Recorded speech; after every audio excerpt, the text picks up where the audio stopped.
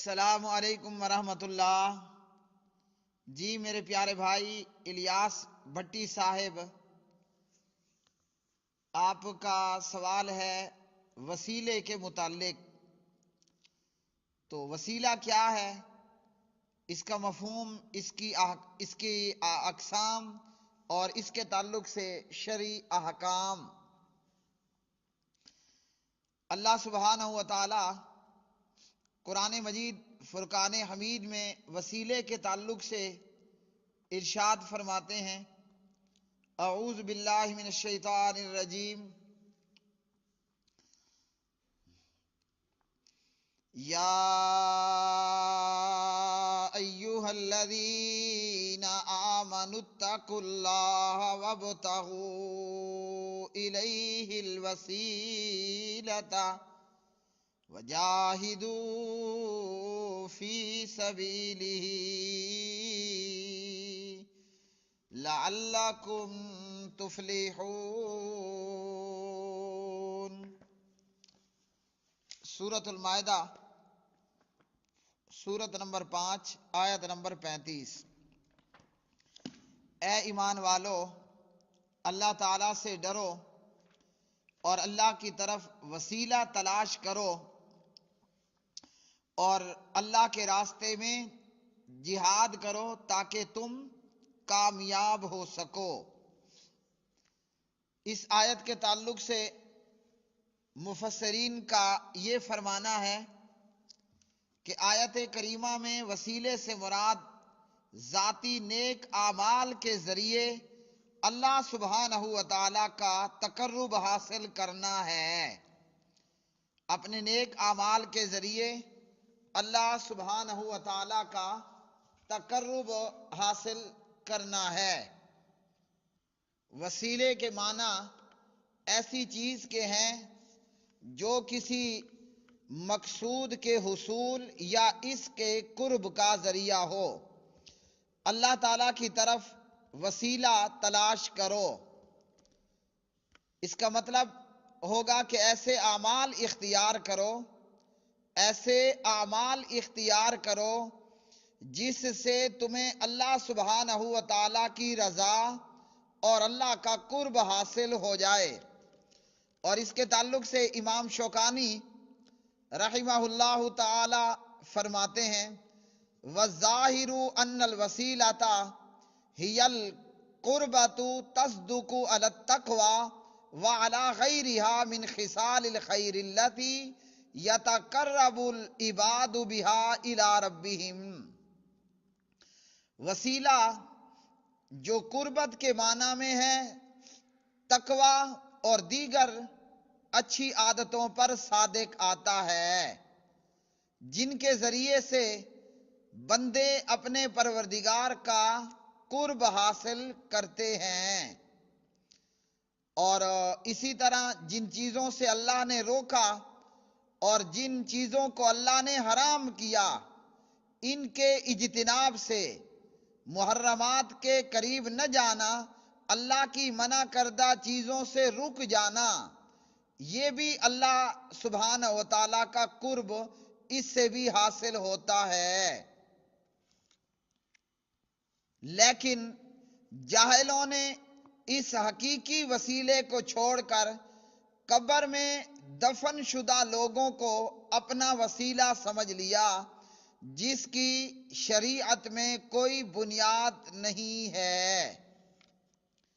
اور اسی طرح وسیلے سے مراد جنت میں ایک مقام بھی ہے کہ جو پیارے نبی علیہ الصلوۃ والسلام کو عطا فرمایا جائے گا، اور فرمایا کہ جو اذان کے بعد میرے لیے یہ دعائے وسیلہ کرے گا وہ میری شفاعت کا مستحق ہوگا۔ صحیح بخاری حدیث نمبر 614، مسلم 384۔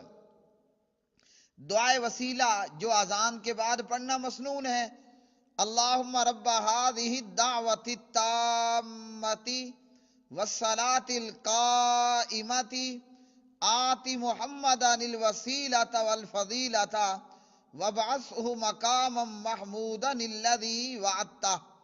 صحیح بخاری حدیث نمبر 614۔ اور اسی طرح ہر وہ چیز جس کے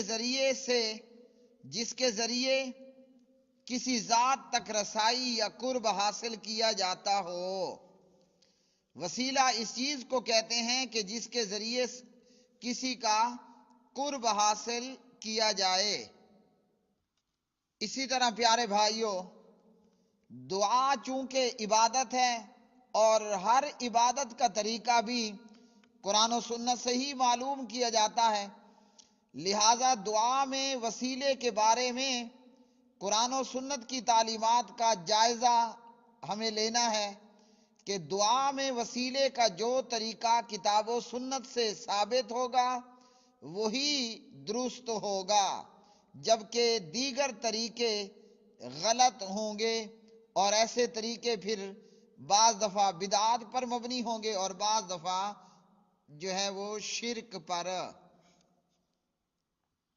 دعا کے اندر وسیلے کی 3 قسمیں درست جائز ہیں۔ انسان اللہ تعالیٰ کو اس کے اسماء حسنی کا وسیلہ پیش کرے، مثلا وَلِلَّهِ الْأَسْمَاءُ الْحُسْنَى فَادْعُوهُ بِهَا، سورۃ الاعراف سورت نمبر 7 آیت نمبر 180۔ اللہ رب العالمین کے بہت اچھے اچھے نام ہیں، اس سے ان ناموں کے ساتھ دعا کیا کرو، مثلا کہ یا اللہ تو رحمان ہے، تو رحیم ہے، تجھے تیری رحمت کا واسطہ ہمارے حال پر رحم فرما، جیسے دعا کی جاتی ہے اللہم مرحم علی حالنا، جیسا کہ قرآن مجید کی ایک آیت الذین یقولون ربنا اننا آمنا فاغفر لنا ذنوبنا وقنا عذاب النار، وہ لوگ کہتے ہیں اے ہمارے رب ہم ایمان لے آئے ہیں، لہذا ہمارے گناہ معاف کر دے اور ہمیں آگ کے عذاب سے بچا لے۔ یعنی مومن کہتے ہیں اے ہمارے رب ہم تجھ پر ایمان لے آئے ہیں اور ہمارے گناہوں کو معاف فرما دے۔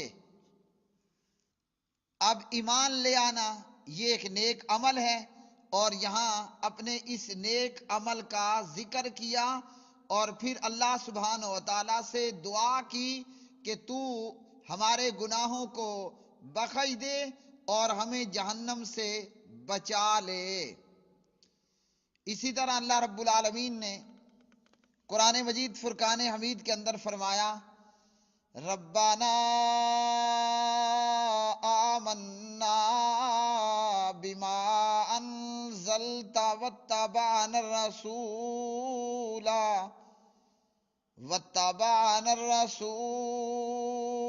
فاکتبنا مع الشاہدین، اے ہمارے رب ہم تیری نازل کردہ وحی پر ایمان لے کر آئے اور تیرے رسول کی پیروی کی، لہذا ہمارا نام بھی تصدیق کرنے والوں میں شامل فرما دے۔ تو یہاں بھی ہم ایمان لائے تیری نازل کردہ وحی پر اور تیرے رسول کی پیروی کی، تو یہ 2 نیک اعمال کا ذکر کیا، اور پھر اللہ سے دعا کی اپنے نیک عمل کو بیان کرنے کے بعد کہ تو ہمیں بھی تصدیق کرنے والوں میں شامل فرما دے۔ ربنا اننا سمعنا منادیا ینادی للایمان ان آمنوا بربکم فآمنا ربنا فاغفر لنا ذنوبنا وکفر عنا سیئاتنا وتوفنا مع الابرار۔ سورہ آل عمران سورت نمبر 3 آیت نمبر 193۔ اے ہمارے رب، ہم نے ایک پکارنے والے کی یہ پکار سنی کہ اپنے رب پر ایمان لے آؤ، چنانچہ ہم ایمان لے آئے۔ اے ہمارے رب، اے ہمارے رب، ہمارے گناہ معاف فرما دے، ہم سے ہماری برائیاں دور کر دے اور ہمیں نیک لوگوں کے ساتھ موت دے۔ تو میرے پیارے بھائیوں، یہاں بھی اب یہی ہوا کہ ہم نے پکارنے والے کی پکار سنی، وہ کہہ رہا تھا ایمان لے آؤ، ہم ایمان لے آئے۔ تو ایمان لے آنا یہ کیا ہے؟ یہ اپنا ایک عمل ہے اور نیک عمل ہے۔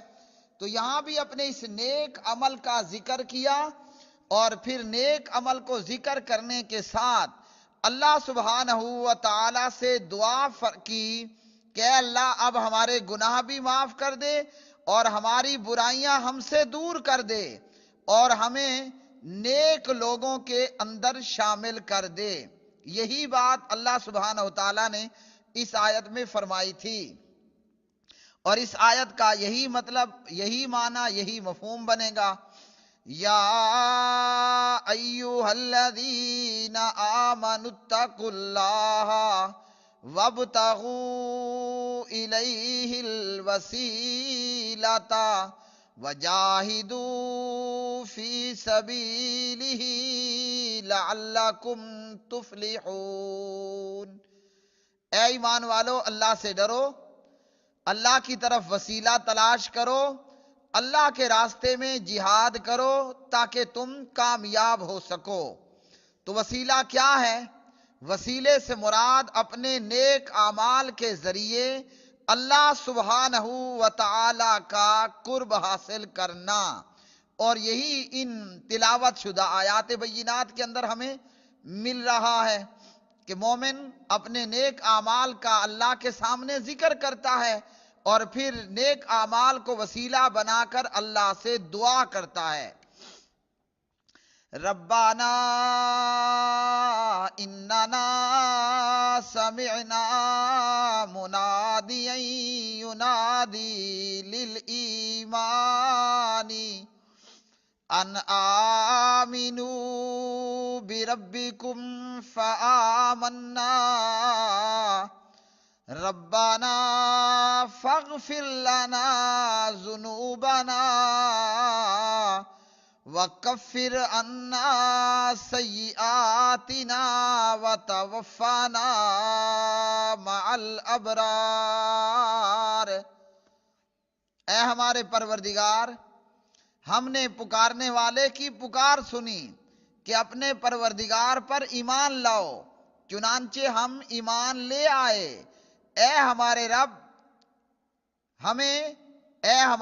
ہمارے گناہوں کو معاف کر دے، یعنی اس ایمان کے طفیل جو ہم ایمان لائے، اور ایمان لانا ایک عمل ہے، ہم سے ہماری برائیاں دور کر دے اور ہمیں نیک لوگوں کے ساتھ شامل کر دے۔ اب پیارے بھائیوں، سامعین و معزز سامعات، وسیلے کے حوالے سے اور اپنے ذاتی نیک اعمال کو وسیلہ بنانے کے حوالے سے احادیث بھی مشہور ہیں۔ صحیح حدیث کے اندر غار والوں کا مشہور واقعہ موجود ہے، جنہوں نے مصیبت میں اللہ تعالیٰ کو اپنے نیک اعمال کا وسیلہ پیش کیا اور ان کی پریشانی دور ہو گئی، جو کہ میں علیحدہ جوابات میں بھی بیان کر چکا ہوں، صحیح بخاری اور صحیح مسلم۔ اور اسی طرح ایک اور صورت کہ کسی زندہ بزرگ سے دعا کروانا، کسی زندہ بزرگ سے، نیک آدمی سے، صالح آدمی سے دعا کروانا، وہ چاہے پیغمبر تھا، وہ چاہے کوئی ولی تھا جو زندہ تھا جب، اور جو اس وقت اس کے پاس اس کی مجلس میں موجود ہو، تو اس زندہ پیغمبر بزرگ سے دعا کروانا۔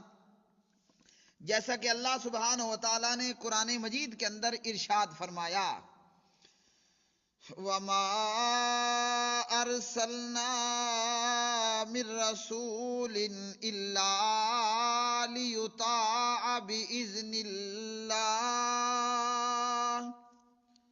وَلَوْ أَنَّهُمْ إِذ ظَلَمُوا أَنفُسَهُمْ جَاءُوكَ وَلَوْ أَنَّهُمْ إِذ ظَلَمُوا أَنفُسَهُمْ جَاءُوكَ فاستغفروا الله واستغفر لهم الرسول لوجدوا الله توابا رحيما۔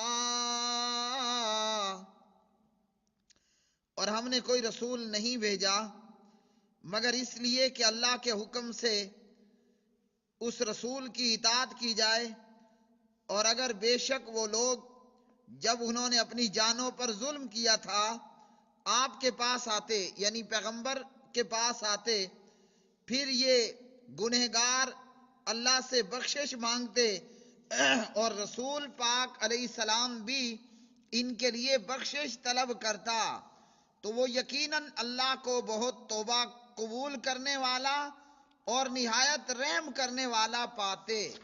تو یہ بزرگ سے دعا کروائی جا رہی ہے، وہ چاہے کوئی بھی پیغمبر تھا، وہ جب زندہ تھا اس سے جا کر دعا کروانا۔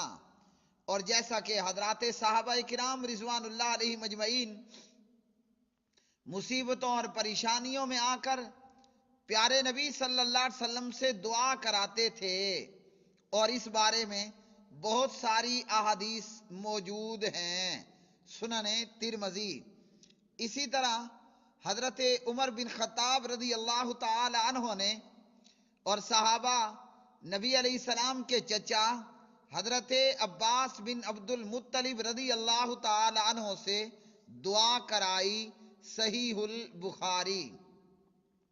تو یہاں سے ہمیں کیا معلوم ہوا؟ اپنے ذاتی نیک اعمال کو وسیلہ بنانا، اسی طرح کسی زندہ بزرگ سے دعا کروانا، اور یہ کہ اللہ سبحانہ و تعالیٰ کے اسماء و صفات کو وسیلہ بنانا، وَلِلَّهِ الْأَسْمَاءُ الْحُسْنَى، تو یہ ہے وسیلہ۔ اور اس کے علاوہ پیارے بھائیوں، وسیلے کی قسمیں وہ بدعت ہیں، اور بعض صورتیں کہ حاضر یا غائب یا مرے ہوئے فوت شدہ کی ذات کا وسیلہ پیش کرنا، یا صاحب قبر کو کہا جائے کہ آپ میرے حق میں دعا کریں، یا کہنا کہ اللہ ہماری سنتا نہیں، ان کی موڑتا نہیں، ہماری ان کے آگے، ان کی اللہ کے آگے، یہ اعمال بدعات بھی ہیں اور شرک بھی ہیں۔ کہ موت سے پاک ایک اللہ وحدہ لا شریک ہے، اللہ کے ماں سوا کوئی موت سے بچنے والا نہیں ہے، ہر ایک نے موت کا جام پینا ہے۔ موت ایک ایسا پیالہ ہے، موت ایک ایسا پیالہ ہے جس کو ہر ایک نے پینا ہے۔ موت کا پیالہ بابا جی آدم علیہ السلام نے بھی پیا، موت کا پیالہ حضرت نوح علیہ السلام نے بھی پیا، موت کا پیالہ موسیٰ علیہ السلام نے بھی پیا، موت کا پیالہ حضرت ابراہیم خلیل اللہ علیہ السلام نے بھی پیا، موت کا پیالہ جناب محمد بن عبداللہ محمد الرسول اللہ صلی اللہ علیہ وسلم نے بھی پیا، اور تمام پیغمبروں نے پیا۔ اللہ نے عیسیٰ علیہ السلام کو زندہ آسمانوں پہ اٹھا لیا تھا، وہ بھی قرب قیامت میں زمین پر اتریں گے، اپنی بقیہ زندگی زمین پر پوری کریں گے، اور ایک دن حضرت عیسیٰ ابن مریم علیہ السلام وہ بھی موت کا پیالہ پئیں گے اور فوت ہو جائیں گے۔ اور پیارے بھائیوں، قبر ایک ایسا دروازہ ہے جس سے ہر ایک کو گزرنا ہے۔ اگر کوئی موت سے پاک ہے تو وہ ایک رب رحمان ہے۔ کل من علیہا فان کل من علیہا فان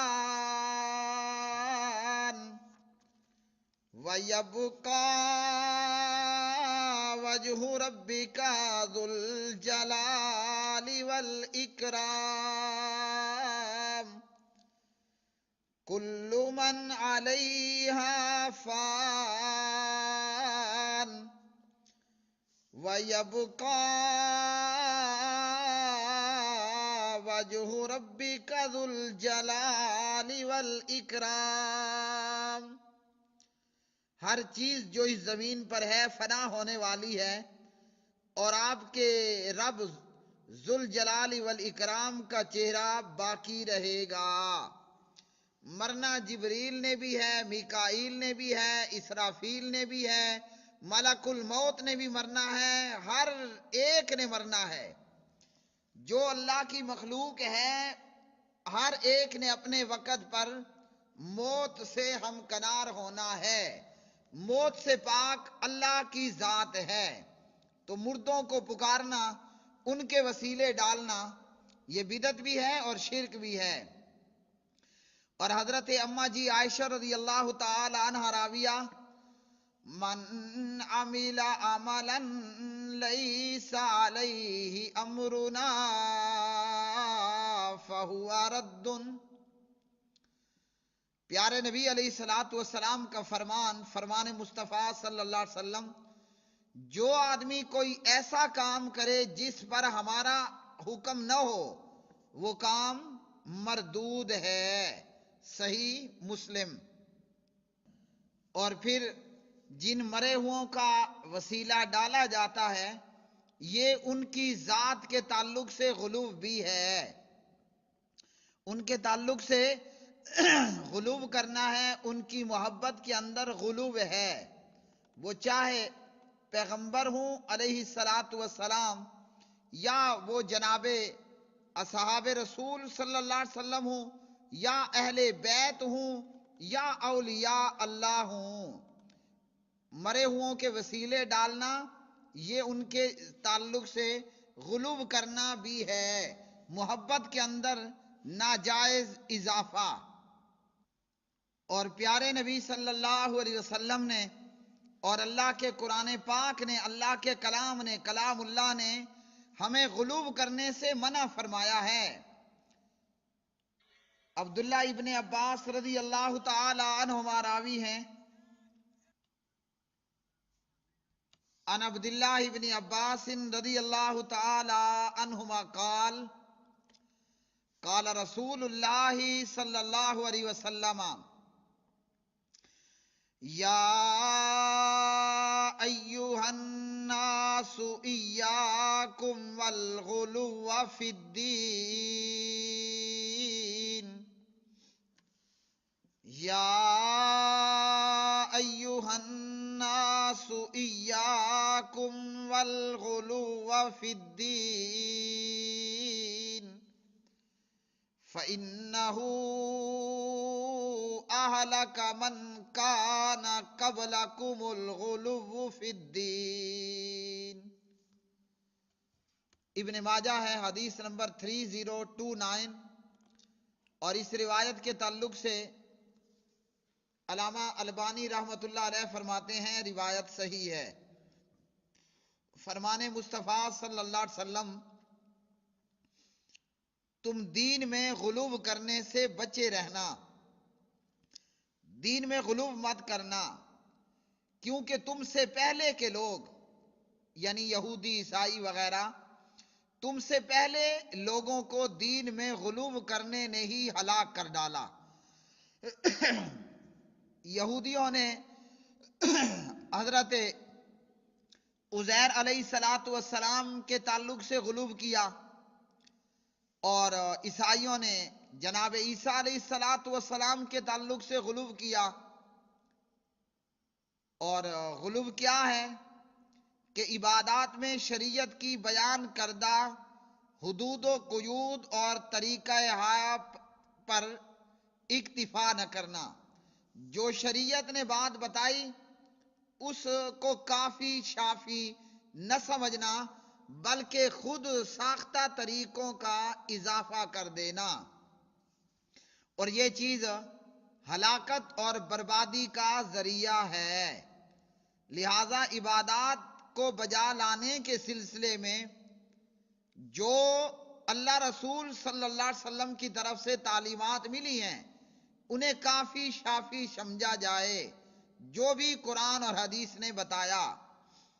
اور اگر محبت کے اندر یا کسی اور وجہ سے کوئی غلو کرے گا تو جیسے پہلے ہلاک ہوئے بتایا گیا کہ تم بھی ہلاک ہو جاؤ گے۔ وقالت اليهود عزير ابن الله وقالت النصارى المسيح ابن الله۔ یہودی کہنے لگے، انہوں نے کہا کہ عزیر اللہ کا بیٹا ہے، اور عیسائیوں نے کہا کہ عیسیٰ ابن مریم علیہ السلام یہ اللہ رب العالمین کا بیٹا ہے۔ اللہ سبحانہ و تعالیٰ نے کیا فرمایا؟ ذَلِكَ قَوْلُهُمْ بِأَفْوَاهِهِمْ يُضَاهِئُونَ قَوْلَ الَّذِينَ كَفَرُوا مِنْ قَبْلُ قَاتَلَهُمُ اللَّهُ أَنَّى يُؤْفَكُونَ۔ یہ ان کے منہوں کی باتیں ہیں، یہ اس سے پہلے کہ کافروں کی بات کی ریس کرتے ہیں، اللہ انہیں ہلاک کرے، یہ کہاں پھرے جاتے ہیں۔ اور اسی طرح کلمہ پڑھنے والوں نے بھی بزرگوں کا مرتبہ خود سے بلند کیا اور بزرگوں کو پکارنا شروع کیا، مرے ہوں کو وسیلہ بنانا شروع کر دیا، ان سے مانگنا شروع کر دیا۔ ان الذین تدعون من دون اللہ عباد امثالکم فادعوهم فلیستجیبوا لکم ان کنتم صادقین۔ بے شک وہ لوگ جنہیں تم اللہ کے سوا پکارتے ہو، بے شک وہ لوگ جنہیں تم اللہ کے سوا پکارتے ہو وہ تم ہی جیسے بندے ہیں، جب تم ان کو پکارو تو انہیں تمہاری پکار کا جواب دینا چاہیے اگر تم سچے ہو۔ اب پکارنے والے کیسے اپنے جیسے بندوں کو پکارتے ہیں جبکہ یہ مر چکے ہیں، نہ سنتے ہیں نہ دیکھتے ہیں۔ علی حجویری کو پکارا جا رہا ہے، بری امام کو پکارا جا رہا ہے، بری بری امام بری میری کھوٹی قسمت کر دے کری۔ وہ مرا ہوا مردہ خاک کھوٹی قسمت کو کھڑا کرے گا کہ نہ تو وہ سنتا ہے نہ ہی وہ دیکھ رہا ہے۔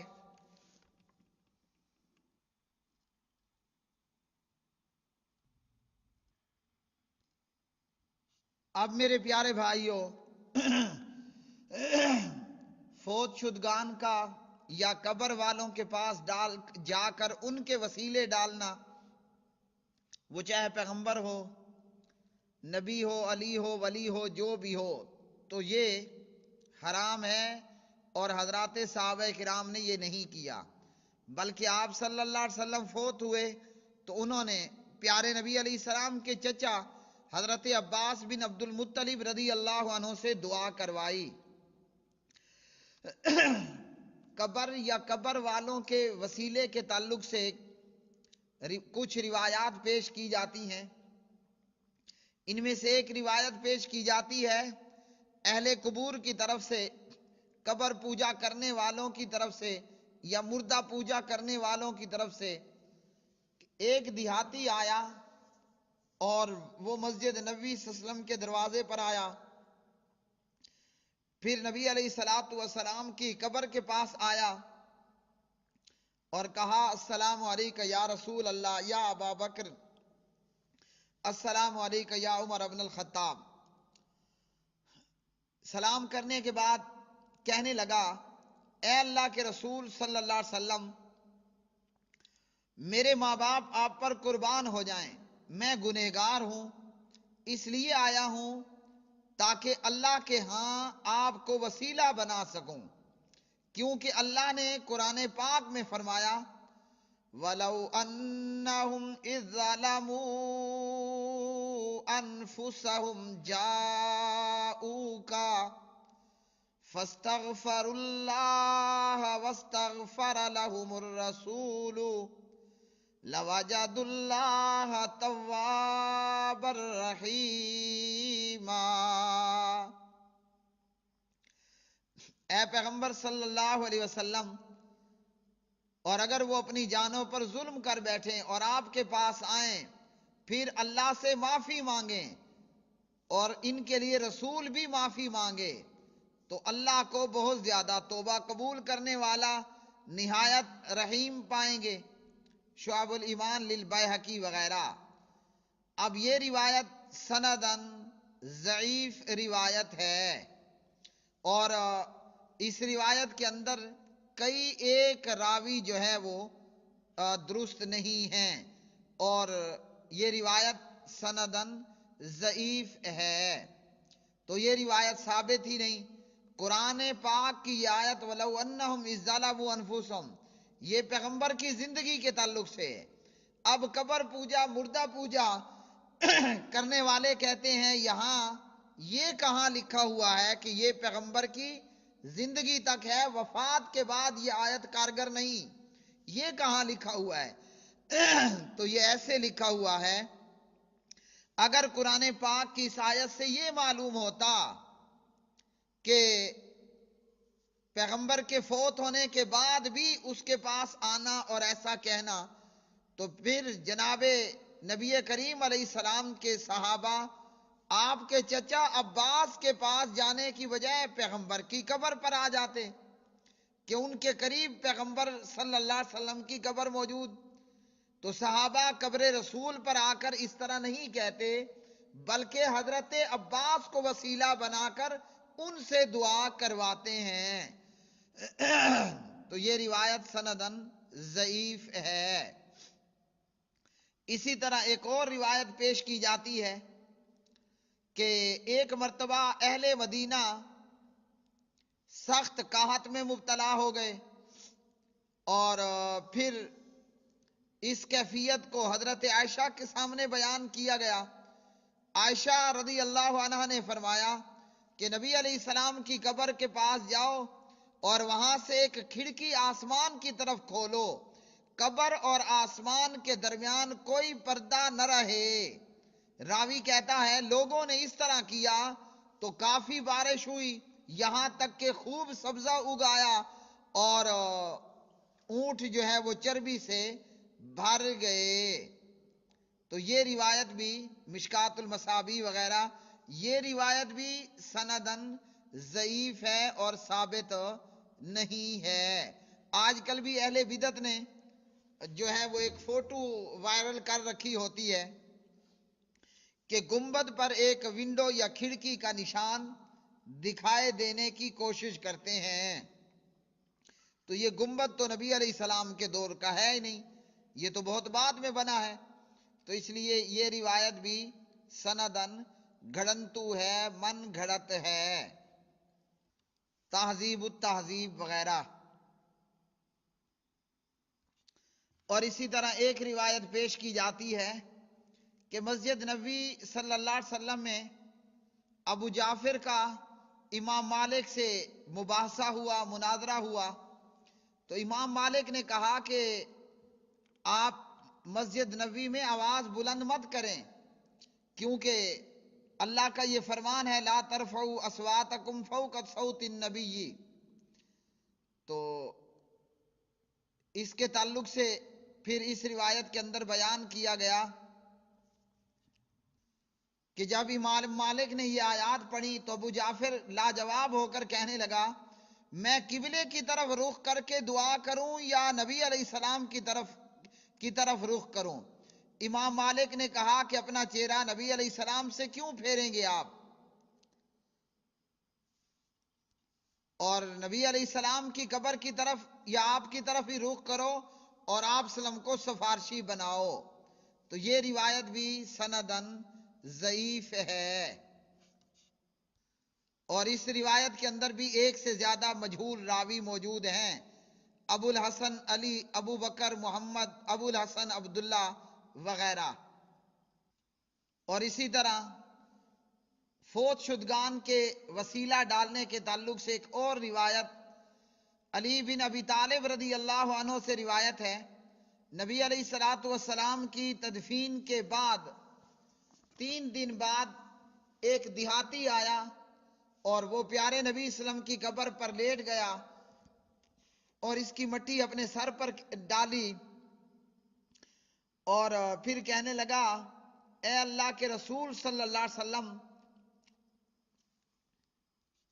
پھر کہنے لگا یہ شخص اللہ کے رسول، آپ نے فرمایا تو ہم نے آپ کی بات کو غور سے سنا، آپ نے اللہ سے وحی کو محفوظ کیا تو ہم نے آپ سے اللہ تعالی نے یہ آیت بھی آپ پر نازل فرمائی وَلَوْ أَنَّهُمْ إِذ ظَّلَمُوا أَنفُسَهُمْ،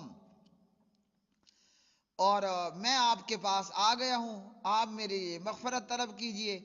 اسی اثناء میں قبر سے آواز آئی تجھے معاف کر دیا۔ تو یہ روایت بھی سندن من گھڑت ہے، کنز المال وغیرہ۔ اس روایت کو ذکر کرنے کے بعد علامہ ابن عبدالہادی لکھتے ہیں کہ یہ روایت موضوع، من گھڑت اور خود ساختہ ہے، اور اس پر اعتماد کرنا اور اس کے مطابق عقیدہ بنانا درست نہیں، اور کہا کہ اس کی سند میں اندھیرے ہی اندھیرے ہیں، یعنی بالکل کالی سیاہ سند ہے۔ اور اسی طرح دیگر کچھ روایات کے اندر بھی وَلَوْ أَنَّهُمْ إِذ ظَّلَمُوا أَنفُسَهُمْ کے تعلق سے ان سے ملتی جلتی روایتیں اور ایسی روایتیں بھی دیگر بھی جھوٹی داستان اور قصے کہانیوں پر مبنی ہیں۔ اور اہل شرک کا یہ کہنا کہ جو آیات پیش کی جاتی ہیں تو وہ تو مورتیوں کے متعلق ہیں اور یہ قبر والوں پر یا بزرگوں پر فٹ کرتے ہیں، تو اللہ سبحانہ و تعالیٰ نے سورۃ الاعراف کی آیت مبارکہ میں بالکل یہ بات واضح طور پر فرما دی کہ وہ تمہاری ہی طرح کے بندے ہیں۔ اللہ سبحانہ و تعالیٰ نے جب یہ بات بالکل واضح طور پر فرما دی ان الذین تدعون من دون اللہ عباد امثالکم، جنہیں تم اللہ کے سوا پکارتے ہو وہ تم ہی جیسے بندے ہیں، تو یہ علی حجویری، یہ بری امام، یہ ہمارے ہی جیسے بندے ہیں، یہ بت تو نہیں ہیں، تو ان کو پکارنا حرام اور شرک، اور ان کا وسیلہ ڈالنا حرام، بدعت اور شرک۔ واللہ اعلم بالصواب۔